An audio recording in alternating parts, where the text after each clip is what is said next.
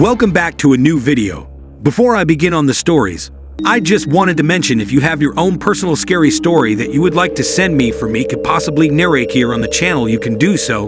When I was a really small 15-year-old, my parents allowed me to go to the mall by myself as long as I was with a few friends. In hindsight, they probably should have made better decisions. I went to the mall on a Saturday with two of my friends who were both older than I was. They wanted to go to a store that I didn't, so we agreed to split up and go to different stores. I didn't see anything wrong with it because I felt like nothing bad would happen. I was like that until that day.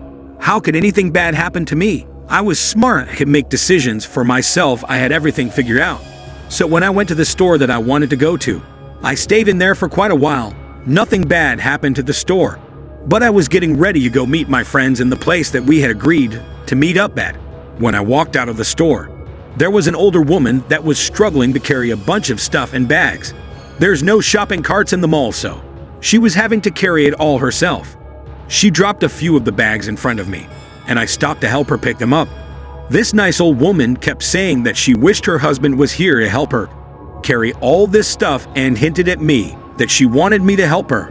I almost volunteered to help carry her stuff since I would just call my friends and tell them where I was at. I grabbed onto a few of her bags and carried them out to the parking lot with her. She walked up to an old large van and opened the back quickly after setting the bags down in front of it.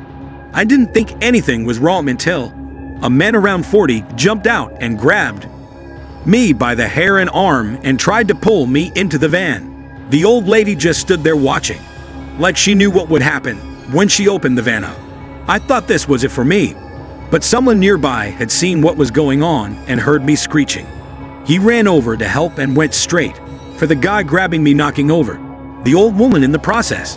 I got free and ran back towards the mall entrance, not looking back. I didn't want to look back and see what was happening. It might have added to my nightmares that I was already going to get. I ran over to my friends near the food court and told them what had just happened. They didn't believe me at all. They didn't think a little old lady was capable of trying to kidnap anyone. Even then I knew they were being stupid, and I was the youngest of the group. One of these girls grew up to be one of those women could do no wrong types. A few minutes later, the man who came running over to save me walked into the mall and asked me if I was okay.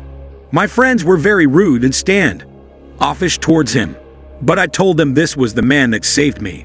They acted very rude towards him, as all they saw was an older man coming up to a bunch of teenage girls in the mall, and they didn't see anything past that. I thanked him before they pulled me away to leave and scolded me from talking to him and being nice to him. I helped out the old lady because to me, it looked like she really needed it, but she planned from the start to lure me to a place where she thought no one was looking. I hope the man who saved me got to report them or something, because my friends wouldn't allow me to do anything. All they could think was, man, bad, I'm all good. I knew these prissy weren't my real friends after that, and I cut ties with him shortly after for various other reasons. I'm just glad that day wasn't my last, since it very well could have been.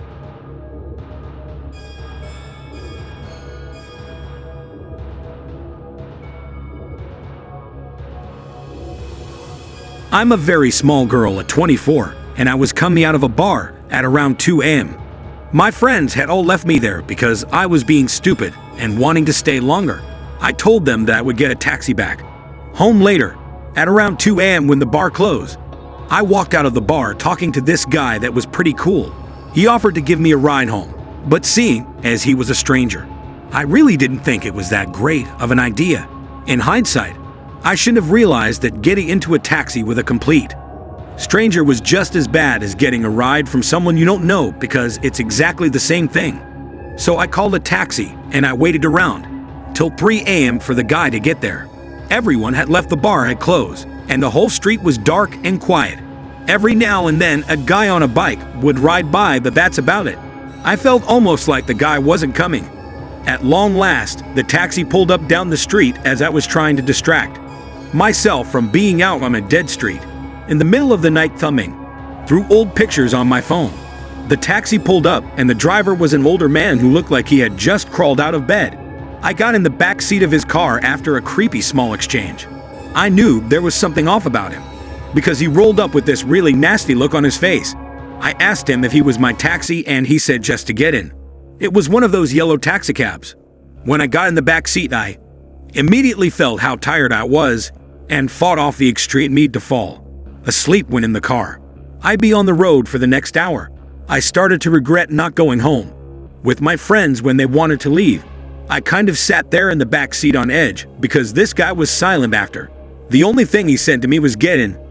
I daydreamed a little bit while trying to stay awake. I don't know how long we were driving for, but the guy was going in some direction. I don't really know. I was a little buzzed. I finally felt like we were taking forever to get where we were going, so I checked the time. It was around 4 a.m. I was suddenly awake and my heart started pounding out of nowhere.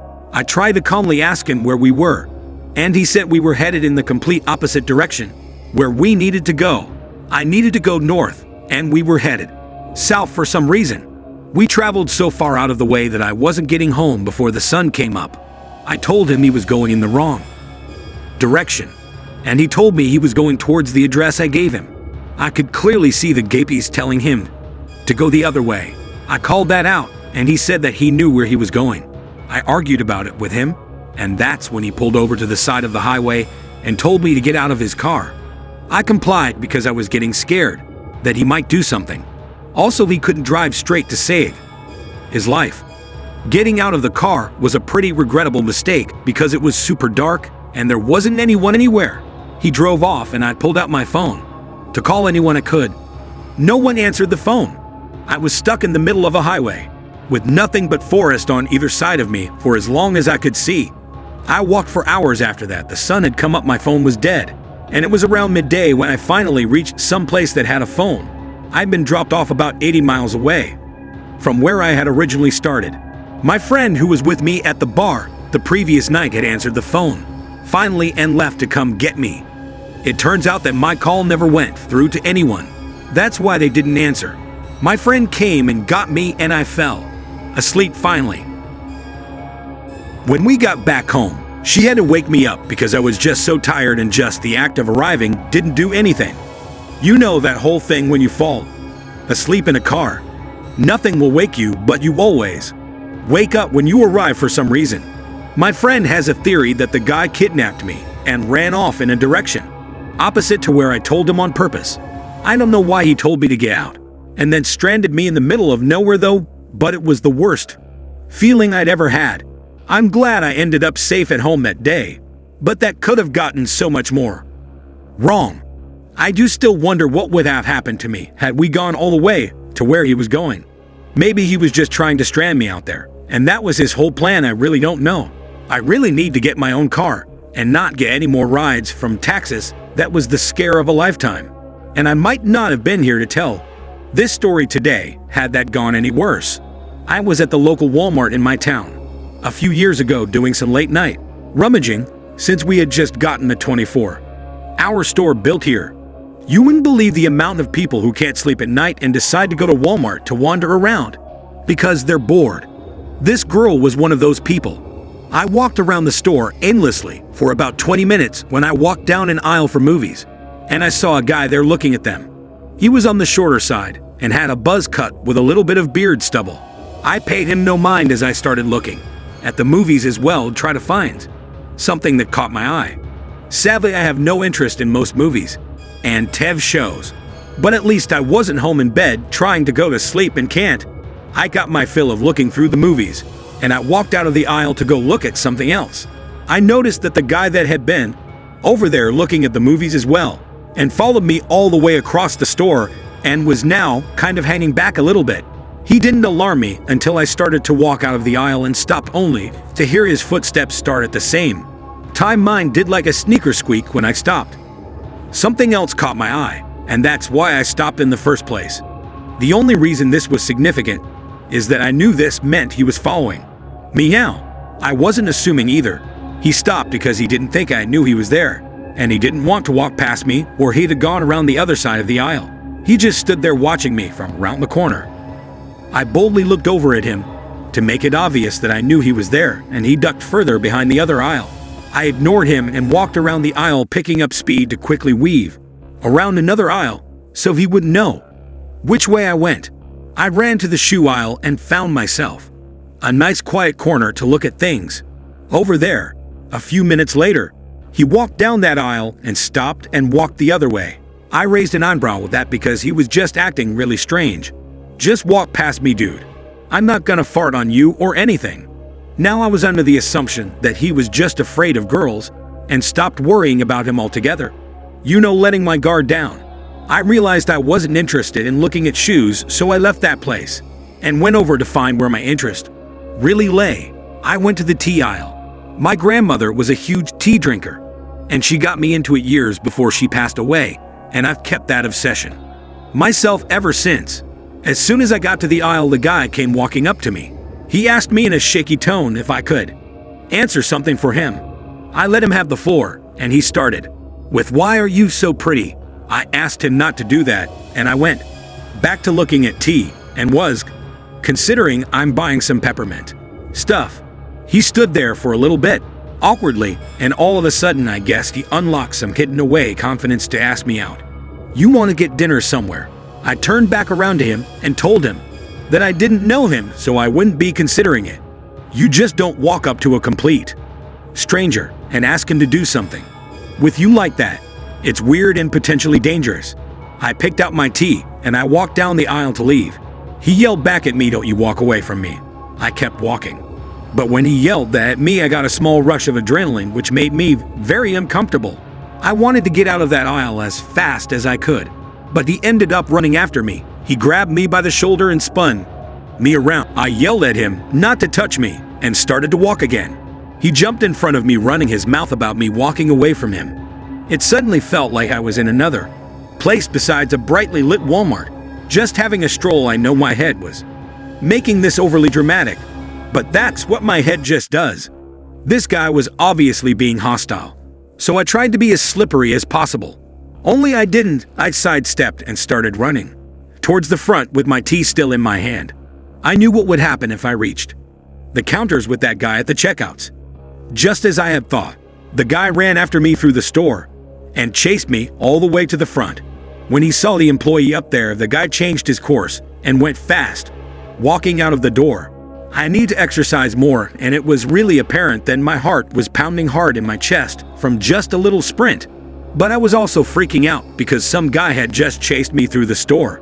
I started to really feel the situation weigh in on me, and I had to sit down as the employee came walking over to ask me if I was all right. I told him that guy had chased me through the store after I told him I wasn't going out with him, and he became hostile. Once my heart rate went down, I bought my tea, and the employer called over his manager to help walk me out of the store. It's a good thing he did too, because the guy who chased me through the store was waiting out in the parking lot for me on a bike. I figured as much. Around here, anybody on a bike at this time of night is probably going to be a crackhead. That seems to be the norm in smaller cities. Sorry to anyone out there that likes to ride a bike at night and is not a crackhead. I know you're out there. So I was able to get home safely and not be kidnapped by a druggie who wanted to date random girls he found in Walmart. Maybe next time I'll get my sister up to go with me. I really don't want to end up in another one of these stories if I can help it. But there's so many weirdos and creeps out there that eventually we all run into one from time to time. Just stay safe out there and be very careful. There's very good people out there, but there's probably an equal amount of really bad ones as well. If you like this video, consider subscribing. If you are subscribed, hit the bell icon to make sure you never miss an upload. I just have one question for you. Who is that behind you?